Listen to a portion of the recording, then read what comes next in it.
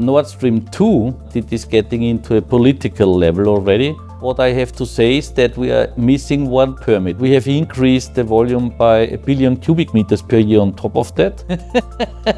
That's one of the best questions you can ask. Nobody's talking about the multi-billions investments that will be necessary. We are quite frequently changing suppliers. How to become a captain? You are taking more efforts than the rest of it.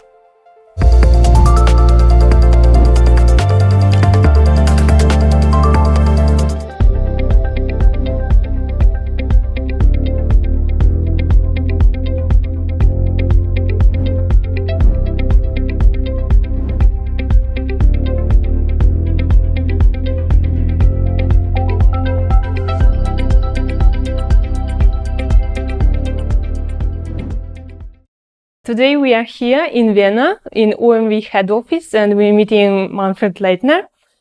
Nice to meet you, and thank you for inviting us. Thanks for being with me.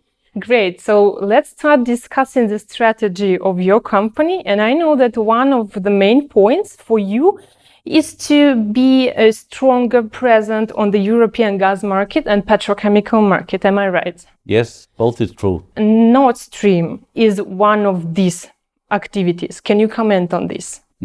Let me start with the strategy that we are having in gas and power. What we defined is the ambition to really become the leading integrated gas supplier from northwestern to southeastern Europe. And obviously, we have in some countries production, but at the same time, we actually supply a lot of gas from Gazprom Export. And Nord Stream 2, I mean, most probably one of the most discussed projects recently, because it's not only seen as an economic project that we are seeing, but it is getting into a political level already, which is not always helpful, let me put it that way, is obviously fitting into that strategy.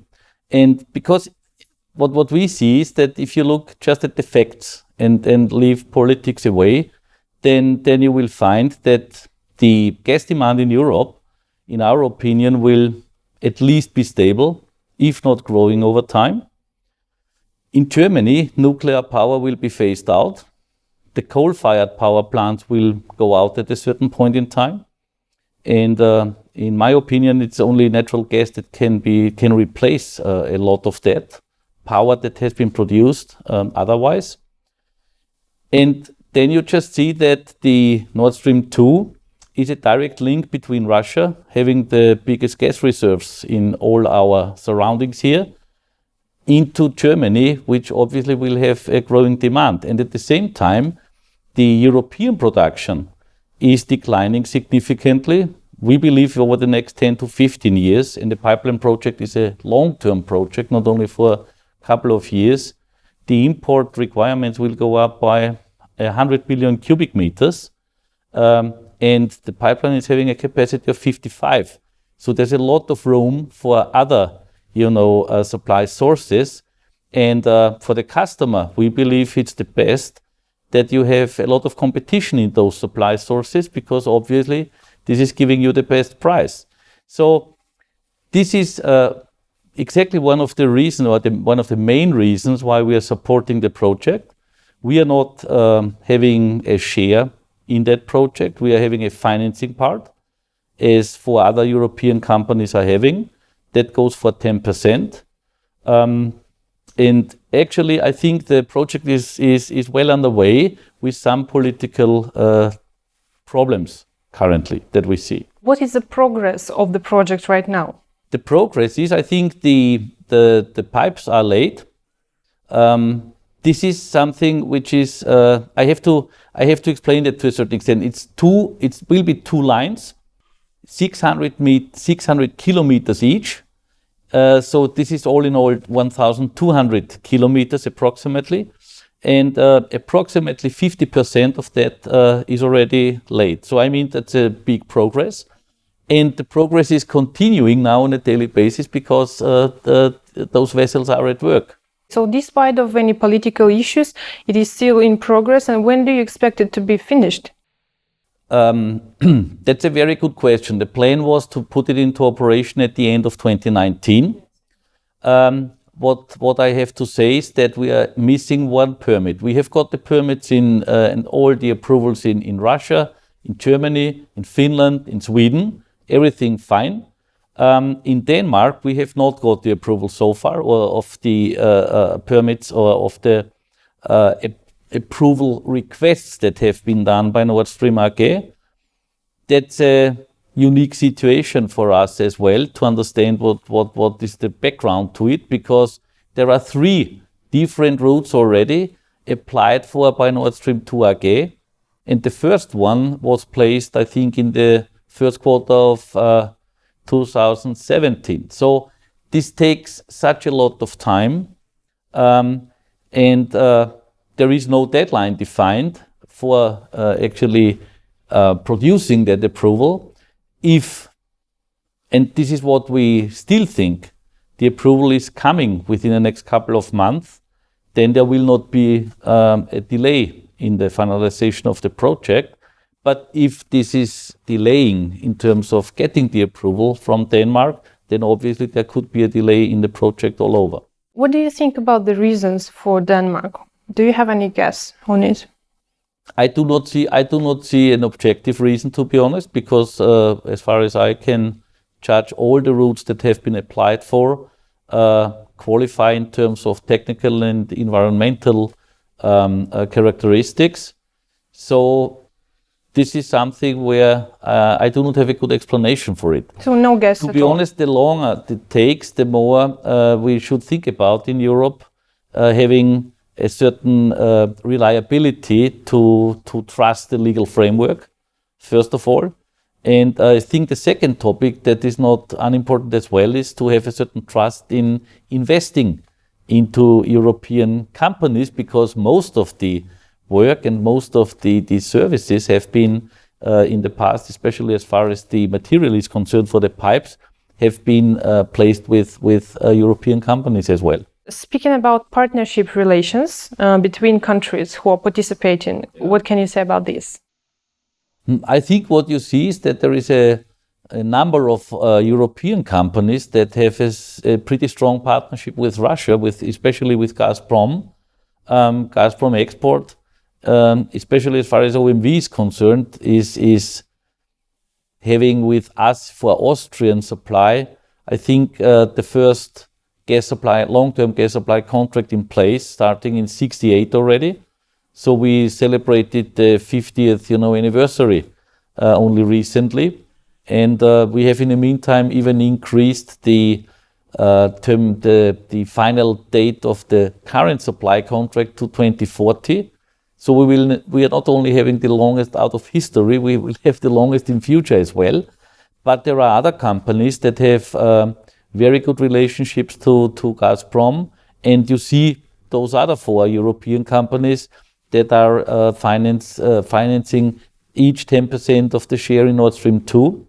And this is something where you have to understand that there is Nord Stream 1 is already in place, is running, and obviously the same companies, more or less the same companies, are or have been even shareholders in Nord Stream 1. So this is just an addition now to Nord Stream 1. OMV is not part of Nord Stream 1, but we are obviously interested in the construction of Nord Stream 2. Yes, but still looks like you are new in this partnership and new with relations to these companies.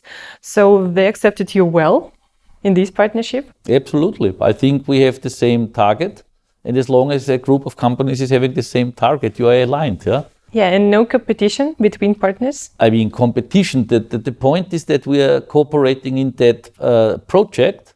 We are in upstream cooperating with some of them as well. But on the other hand, I mean, since they're selling the same commodity in the same markets we are active in, of course, there's a lot of competition as well in some areas of the business where it is useful to have that competition.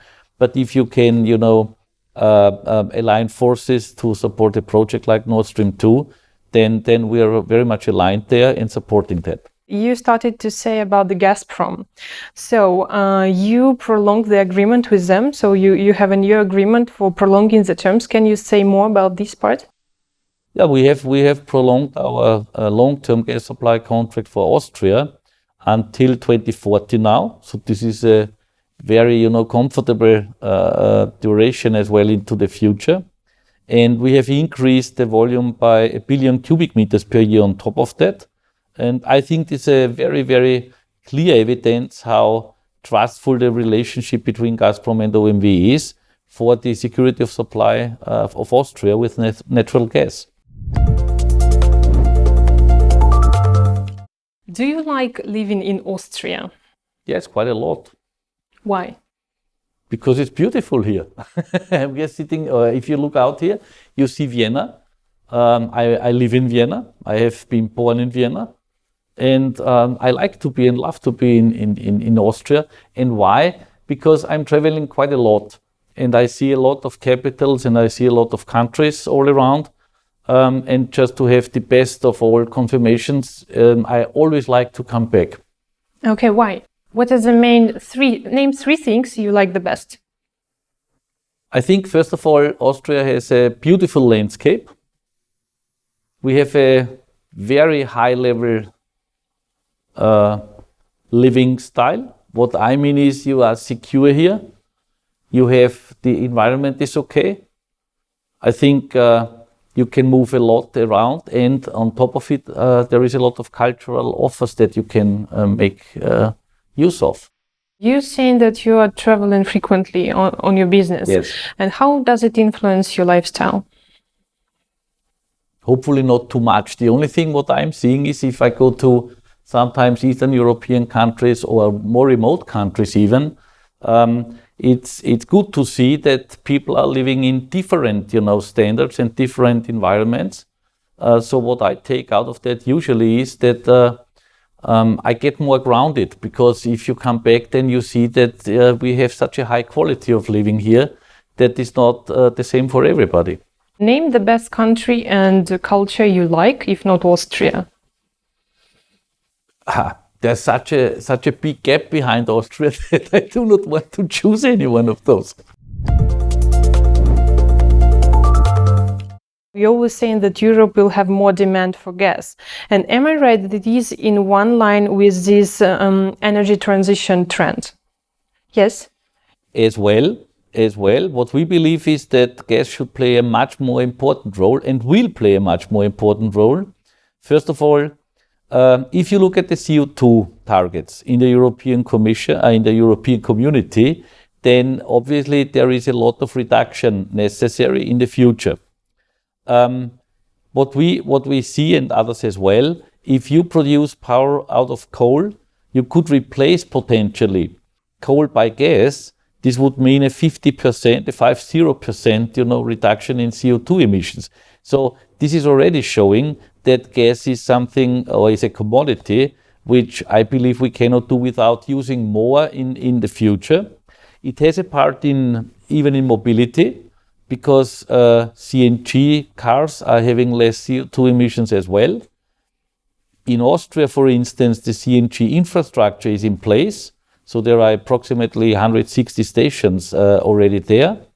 The behavior, for instance, of the driver does not need to change. You need approximately the same time to fill up your car at the station, at the retail station.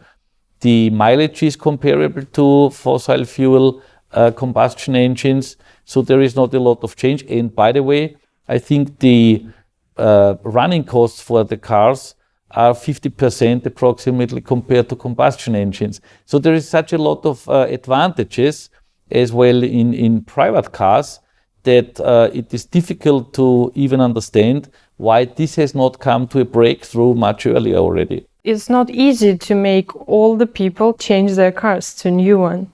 Absolutely. I mean, how can you make people change their behavior?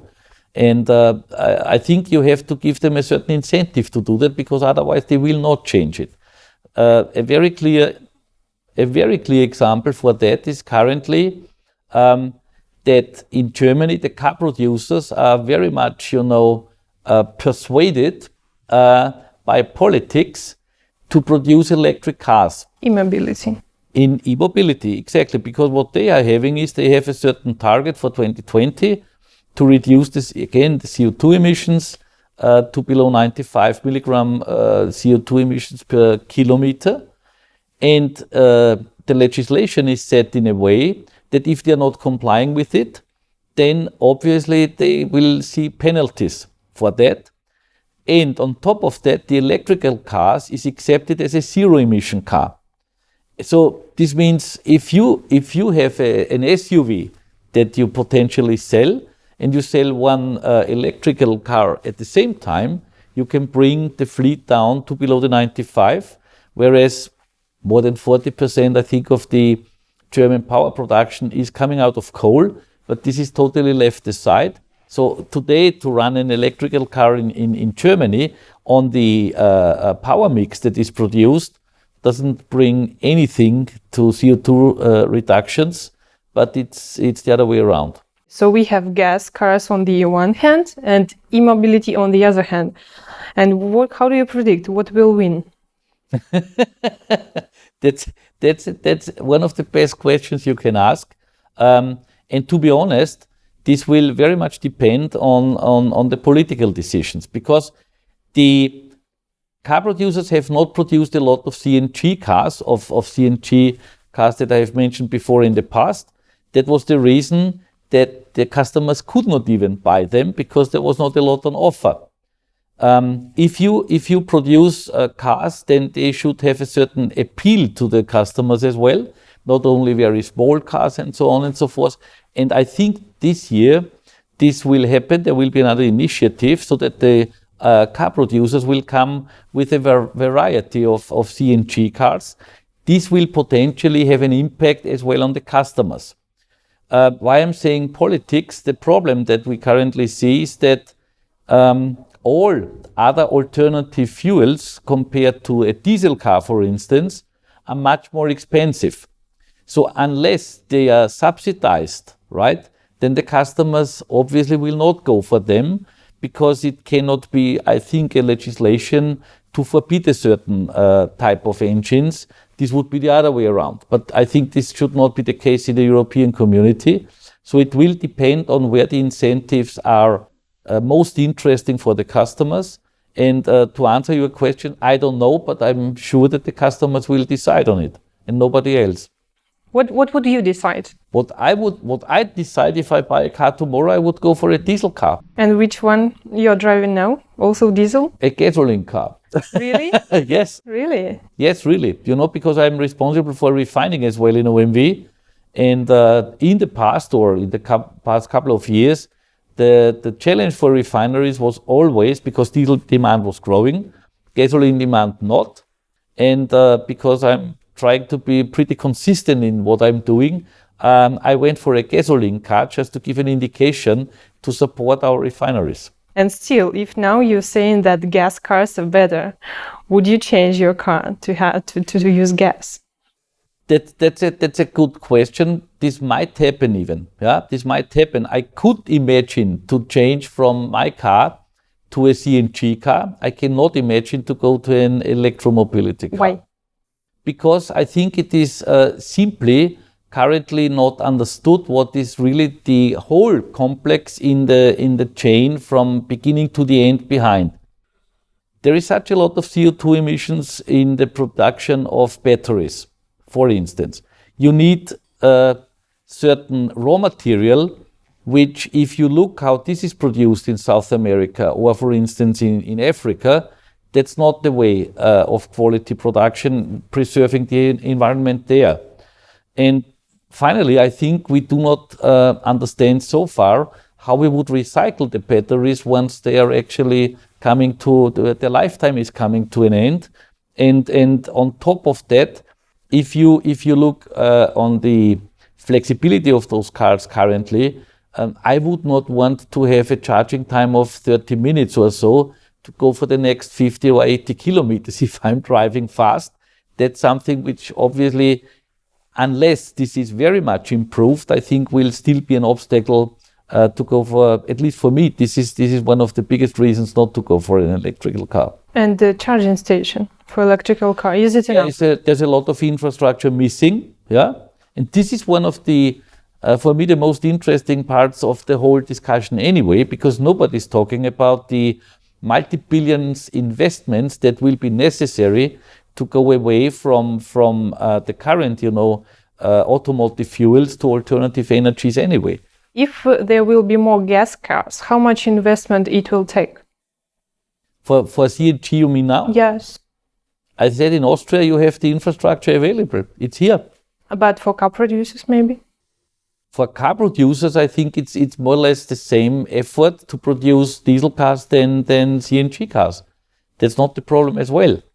It is just that it was not attractive enough for the customers so far, and has not been marketed and has not been explained in the right way.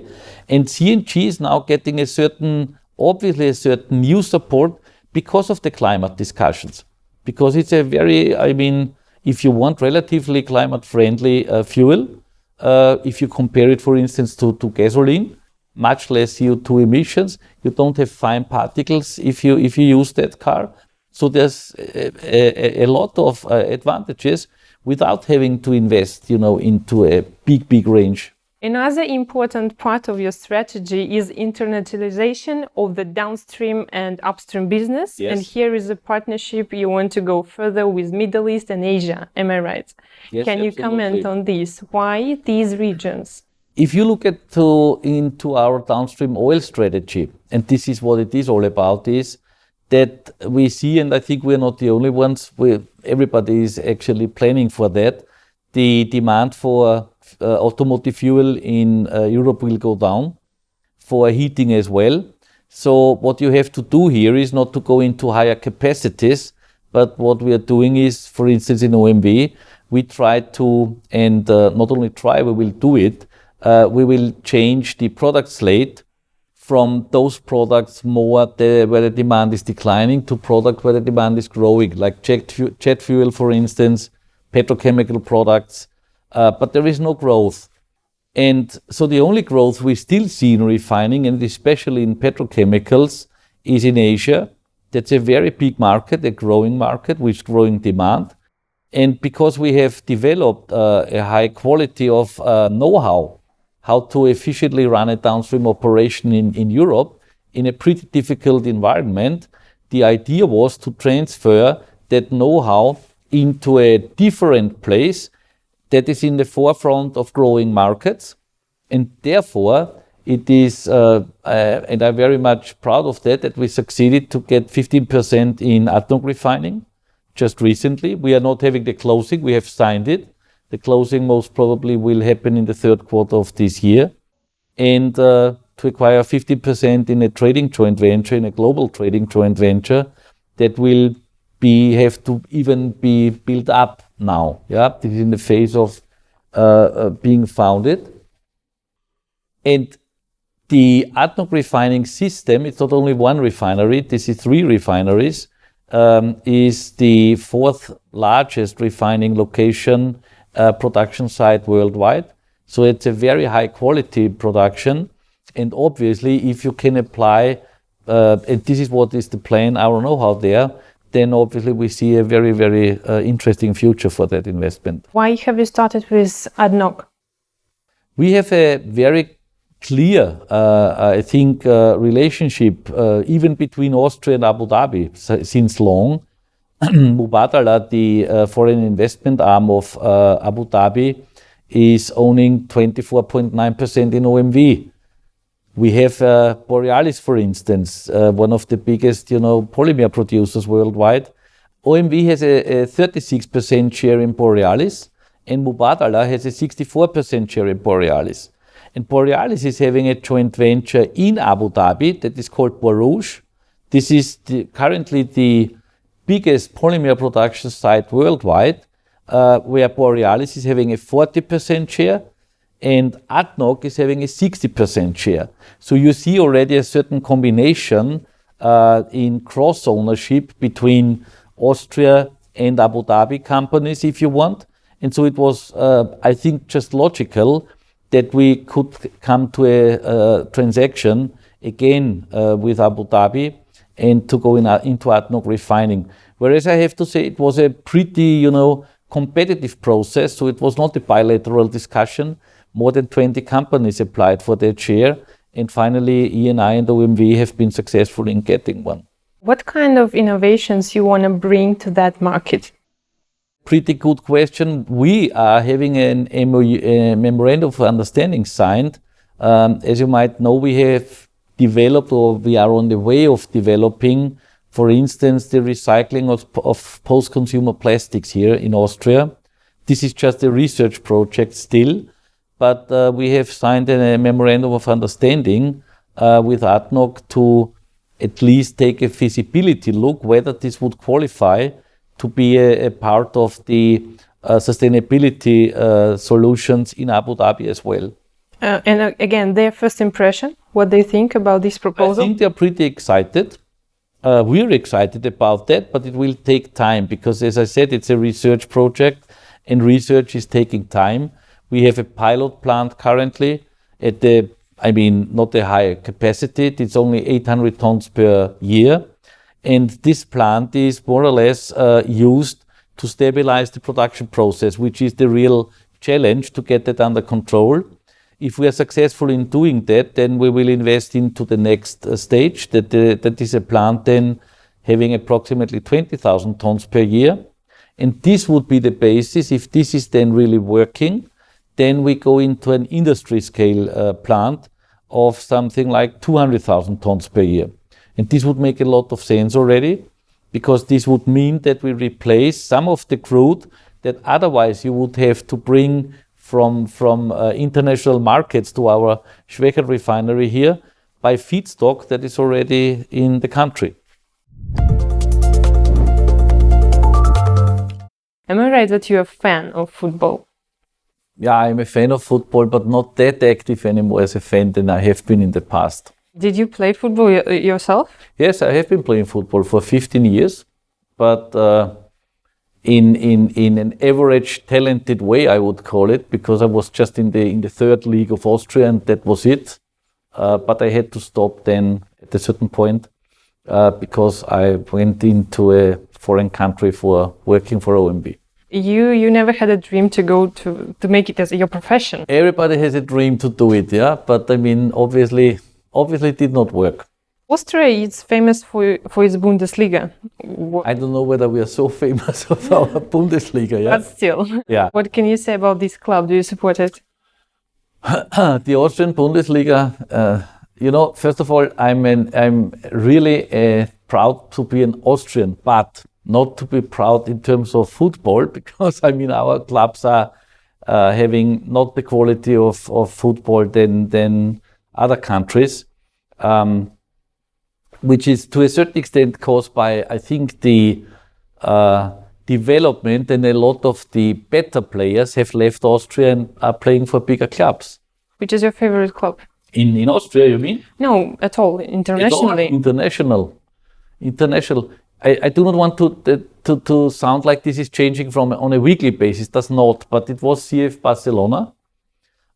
When they started to have that new style of playing football a couple of years ago, when I think they were coached by Pep Guardiola. In the meantime, I have a tendency more to go to the Premier League clubs like Manchester City, Liverpool or Tottenham, for instance, because they are so consistent, they never give up. Do you remember the moment of game where you were really proud of this team?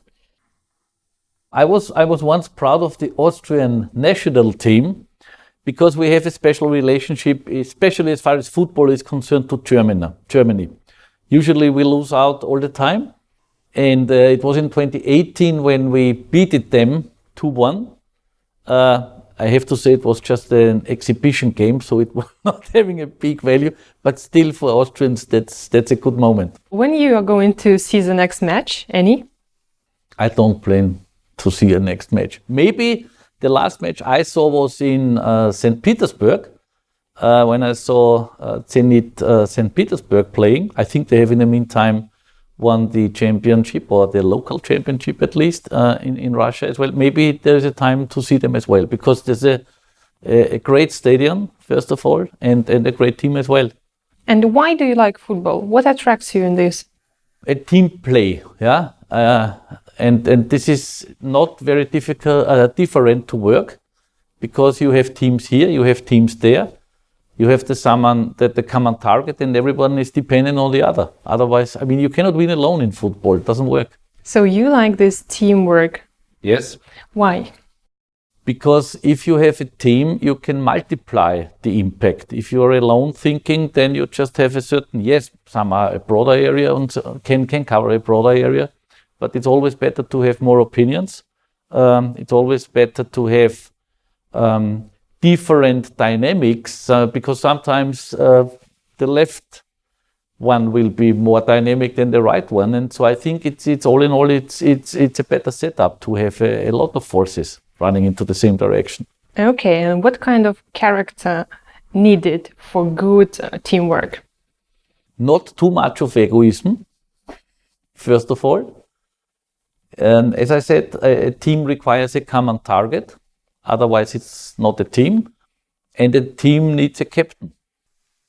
How to become a captain? How to become a captain?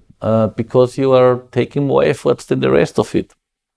And or responsibility. Willing to take more efforts and responsibility. We started to say about the technologies, and I know that you are planning to invest up to $500 billion, yes, to up to 2025 year to technologies. And one of them is ReOil, which we already started to talk about. Yeah. Let's discuss it in more details. Can you tell us? The ReOil logic is easy. It is just that you take post-consumer plastics, that's polyethylene, polypropylene, polystyrene, for instance, and that has to be collected. It has to have a certain cleanliness, if you want. I mean, it should not be compromised by a lot of different stuff like paper or metals and that kind of things. So one of the challenges is to get the right quality as a feedstock. And the process itself is not that easy and not that simple, but it should work like to take that post-consumer plastic waste and bring it again into a liquid form that is more or less, you can call it synthetic oil, for instance. And this synthetic oil is going into refining again and replacing crude oil that we otherwise would have to supply from other sources. It can fully replace? Yes, absolutely. It can replace, not 100%, of course, but as I said, I mean, in 2025, we plan to have 200,000 tons, and that's quite a number already. How can this crude oil, synthetic crude oil, can be used in more details? Can you tell about this? It will simply go into the crude distillation again, and you just take out products that we are currently producing without that synthetic crude. Would be very great for the Schwechat location here, because here what we are doing is we are running our refinery. We are producing ethylene and propylene. The ethylene and propylene is going over the fence to Borealis. I mentioned that we have a 36% share in that company. They are producing out of that polyethylene and polypropylene. And if you then take the waste after the usage of polypropylene and polyethylene again back into Schwechat refining, this would be a physical circle, and this would be really something which great to see that in the future. So we hope that we will be successful in stabilizing the production process. So this circular economy, am I right? Yes. And you're trying to achieve in the best sense. Okay, and why is it important? It is important because it has a big contribution to emissions and to the climate, of course. First of all. Second of all, most probably not so much in Austria. But you know that plastic waste is one of the biggest problems currently on a global discussion basis. And this would be, if working, yeah, I always have to be a little bit careful, because some are thinking we are producing already sensational quantities. That's not the case. But once we are successful in getting the process into a quality that is acceptable, this could be a concept which is obviously fitting totally into the current discussion. I know that you're now using the plastic cups from the airlines Yes. for this pilot plant, am I right? Yes, from Austrian Airlines.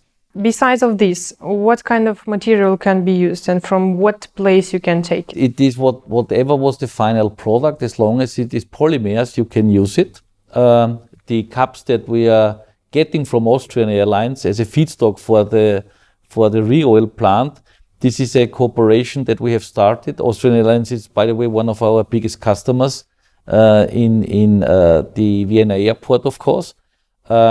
And is helping both because they can actually have a certain contribution as well to the environment. Yeah, and this is the best way of making use of something which is already used in order to bring it into the process again. I heard they have a green flight strategy for this. After you started your cooperation with them, was there any other companies which were also interested to provide you their plastic? We have a pretty close cooperation, as you can imagine, with Borealis.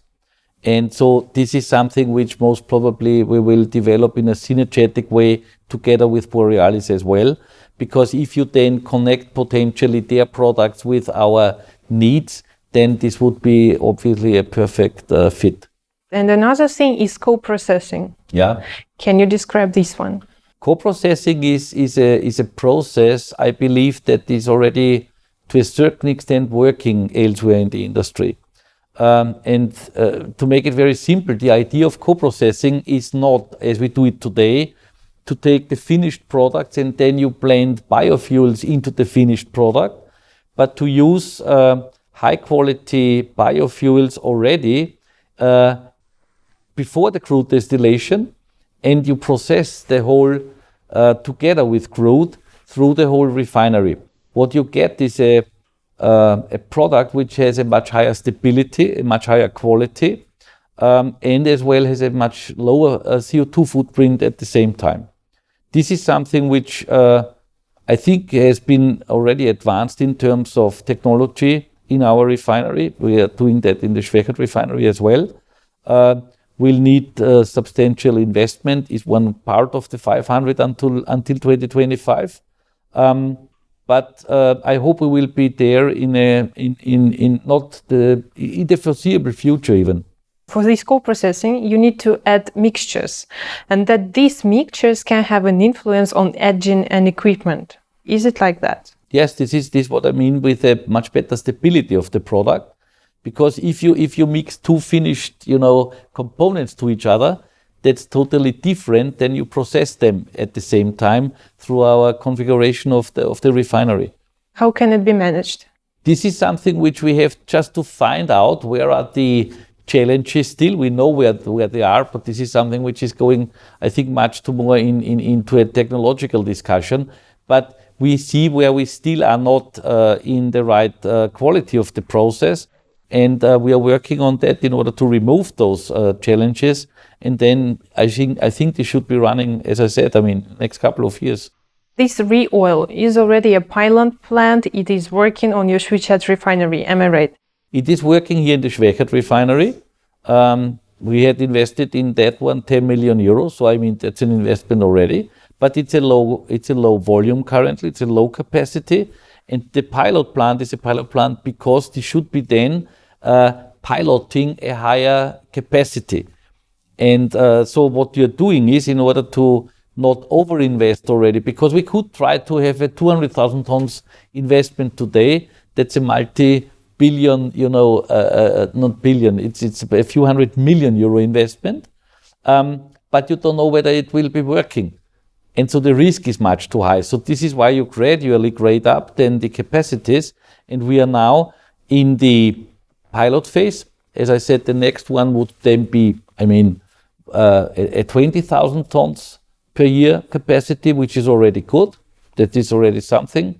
And if this is then working in a comfortable way, then we go for 200,000 tons. How can you predict when can you make it into industrial scale already? Industrial scale, if you call the 200,000 industrial scale, which I would do, what we are currently hoping and planning, by the way. If everything is working according to our plans, then this will go in operation in 2025. Also, biofuels is here, yes, in this question. What can you say about OMV contribution to this part? What we are currently doing is we are not producing biofuels. We are actually, as all the other refineries, or most of the other refineries in Europe, we are just blending biofuels. We have a cooperation close to our Schwechat refinery here with another company that is buying and producing biofuels, especially biodiesel. And there are not very many other activities on top of that currently. Is there on your future plans? So do you have it on your plans? Not really, no. Not yet. Because, you're in cooperation with any company and they just made 2 of their refineries a biorefinery. And it is interesting for me, so how an oil company can make such a difficult decision. If you have refineries that are fit to go into a conversion, of a new product, more or less, which is the case, then this is something which is a way forward.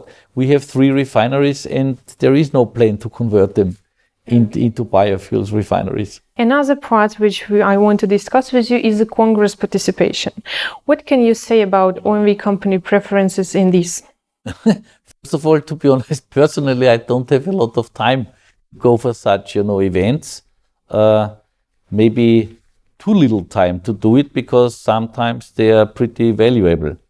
I think there are many events as long as the topics are the right topics and as long as the participants are, in a complementary way coming together at such events makes a lot of sense because there is a lot of exchange of know-how and experience as well in the oil industry.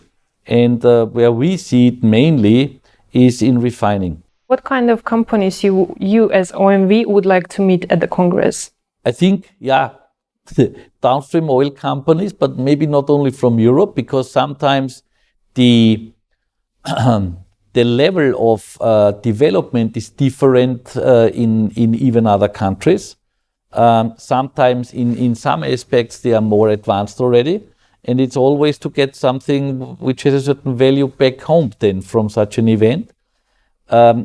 On top of that, not only oil companies, I believe, there should be companies that are working in the oil industry as a service company, for instance, that have developed technologies already, suppliers for the oil industry, and most probably as well, consultants that are dealing with industry developments and actually looking forward, ideas, because we have such a lot of, so far unresolved issues that there is a lot of, brains needed in order to address them in the right way. And if you combine to a certain extent, then I think this is useful. And if you meet competitors at the Congress, is it good or not? That depends on the competitor to a certain extent. I think that's not a problem, because if you would have the idea that you should not meet competitors at any event, then we cannot go to any anyway. So first of all, I think the competitors and we as well, we will not give away certain intellectual know-how there, which is proprietary, of course.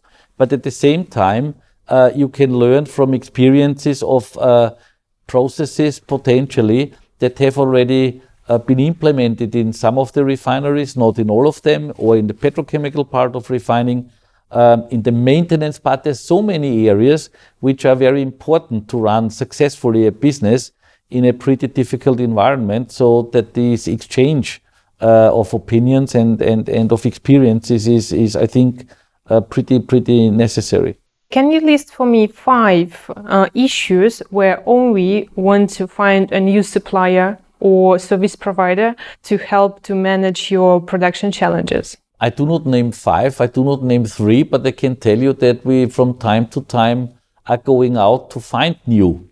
It's not something where if you have, for instance, a development partnership with a certain company having a certain know-how, then and this is working in the right way, then you do not want to choose to change anyway.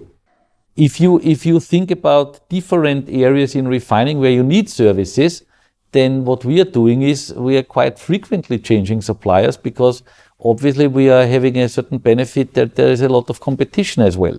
And this is something which I believe is the same for all the companies that are working in downstream oil in Europe.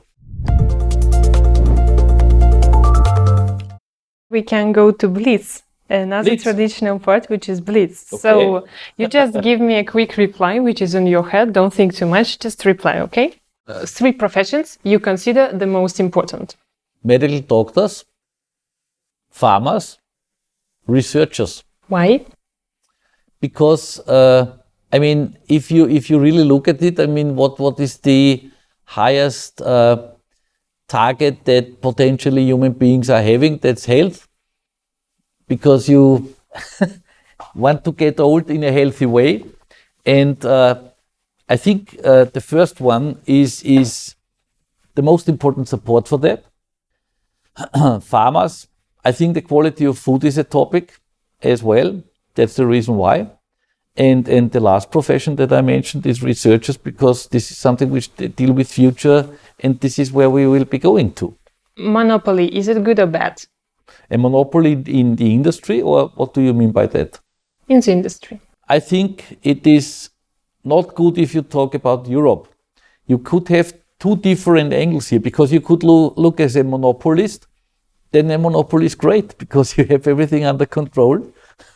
But obviously, I mean, joking apart, I think a monopoly is not good, because it's not good for the population. Yeah, because if you look at the monopoly, and I said from the other end, you have everything under control, means at the same time you do not have to change anything, you do not have to develop, you do not have to improve, you do not have to do nothing. So you could have a standstill, and at the same time nobody would have any benefits out of a potential development. If you have a big competition, which is obviously the case here in Europe, in our industry at least, there's a tough competition. That's the best for the whole population here. If you start your own company, what would it be? One of my biggest, ambitions are to increase performance as well in that company here.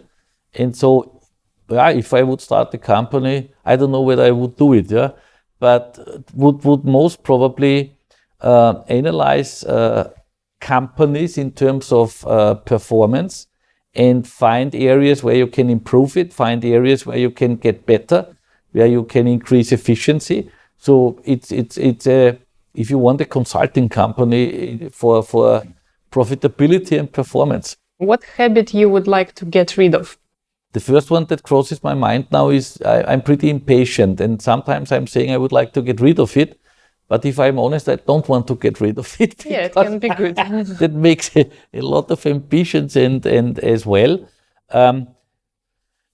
Maybe if I could get rid of a habit, that's now a special definition, but this would be the habit that